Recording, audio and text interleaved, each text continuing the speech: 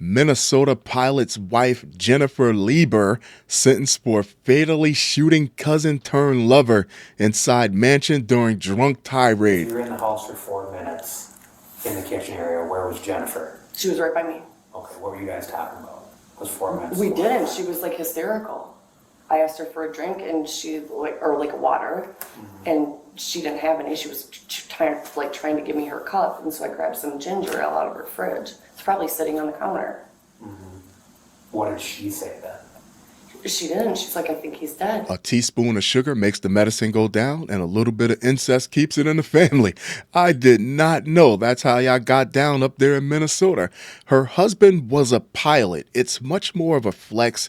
It's much more prestigious to tell everyone at your reunion that your husband is a pilot rather than telling everyone that you're in a relationship with your cousin. But don't worry, it's not weird or anything. We just hook up over drinks from time to time.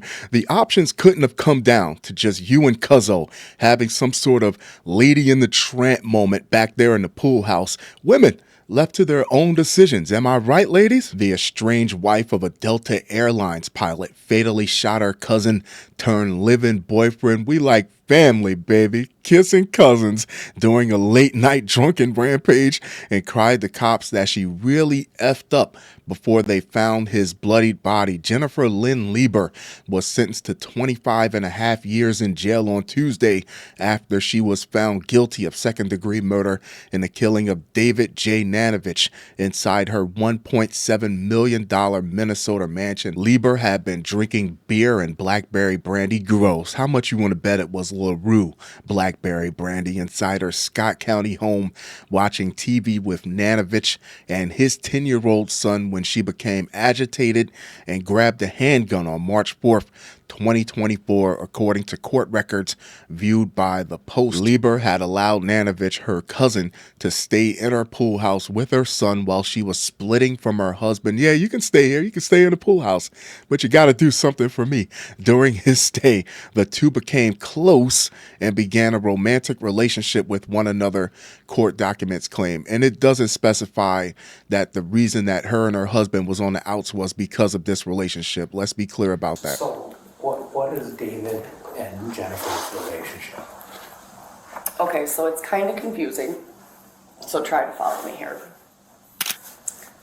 Dave's mom is Jen's aunt. Listen, if you didn't know in 2026 that you shouldn't sleep with your cousin, now you know. Consider yourself today years old when you found out that you shouldn't sleep with your cousin. If you are sleeping with your cousin, stop it right now. This wasn't like you met a guy, slept with them, then later on found out that you were related. That would be bad too. But this was consensual, deliberate cousin humping. There is no good that could have ever come out of this. Even in the event that there might have been a shot at reconciliation in the marriage, this would have killed it on the vine. Nanovic's son told police that Lieber called her close lover racial slurs and hurtful things during the tirade. Now, the witness, the lady during the interview, said that Dave's mom is Jen's aunt, but they aren't blood related. I don't know how that works or if it even works at all, but they were definitely playing the margins, revealing that she had been abusive to Nanovic and compared living in the home to living in hell. According to the arrest documents, Nanovic and his son managed to escape the home, fleeing to the pool house where they were staying, and that's where they should have stayed. It's not a guarantee that she wouldn't have come to the pool house, but you can't tempt fate going to the main house, the mansion proper, and trying to interact with her while she's at this heightened drunken state. At one point, Lieber's biological children went to the detached structure where they asked Nanovic to check on the dogs inside the home. The father-son duo attempted to return to the house, but were met by Lieber, who again threatened them before firing a shot, missing everyone. She's out of control. During a second attempt to check on the home, the 45-year-old father went inside but never returned to his son.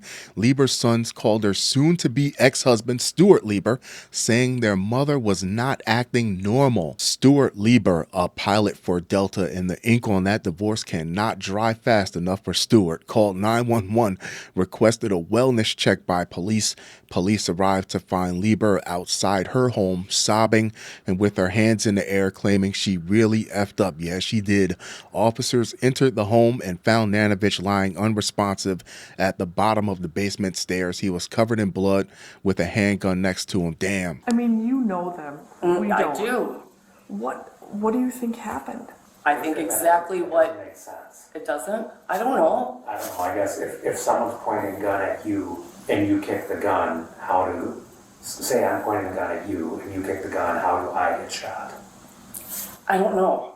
I honestly don't know. That's really, I don't know, and that's. you're the, Speculating. honestly, I really don't think that she would ever do anything to hurt him, ever. What's especially disturbing about this already disheartening story is that the children of the household had to experience this firsthand. If it wasn't for that 10-year-old who was pretty much on the front lines for the whole ordeal, if he didn't sound the alarm to get the other two children to call the estranged husband Stuart, and then Stuart calling the police for that welfare check, there's a very good chance that Jennifer would have either killed herself or tried to kill herself. At least now, the only silver lining is that she's going to get help. She's going to get some prison time, but she's going to get help also, and at least these children still have a mom. Lieber told police that she kicked the gun out of Nanovic's hands during a confrontation, and the weapon went off, striking Nanovic. I don't believe that. I would believe that she either shot him outright in some drunken rage,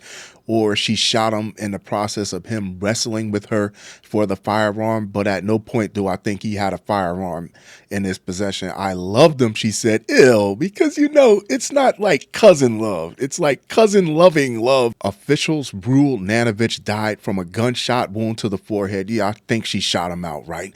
Fired at close range. She was convicted of second-degree murder on January 30th, following a 2-week trial. This was a tragic and preventable act of violence. Yes, it was. Scott County Attorney Ron Hosevar added, "We are grateful for the work of law enforcement and the jury in holding the defendant accountable. While today's sentencing cannot undo the harm caused, this was messed up. We hope it brings," this was one of the more messed up stories I've seen in a long time.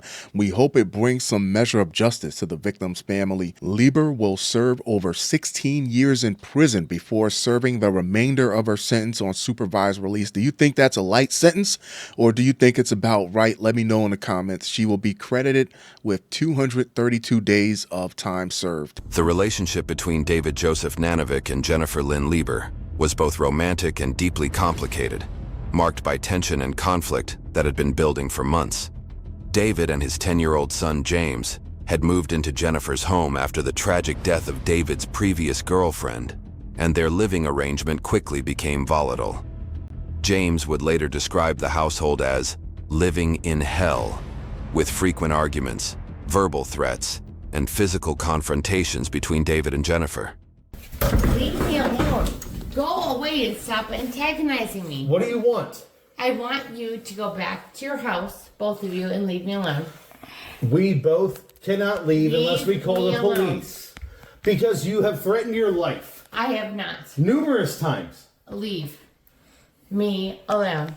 Go. Of course, I love to hear your thoughts on this. I love to hear your opinions on this. I'm out of my depth to say if these things are psychological, physiological, or hell, even spiritual. But there are so many stories that when people do things this extreme, as soon as the pull of the trigger, the knife, as soon as the body hits the floor, whatever the act of violence is, they immediately come back to their full senses and faculties to experience the full depth of what they've done. She immediately told the cops she messed up, which was a full 180 from her mind state just prior to this happening.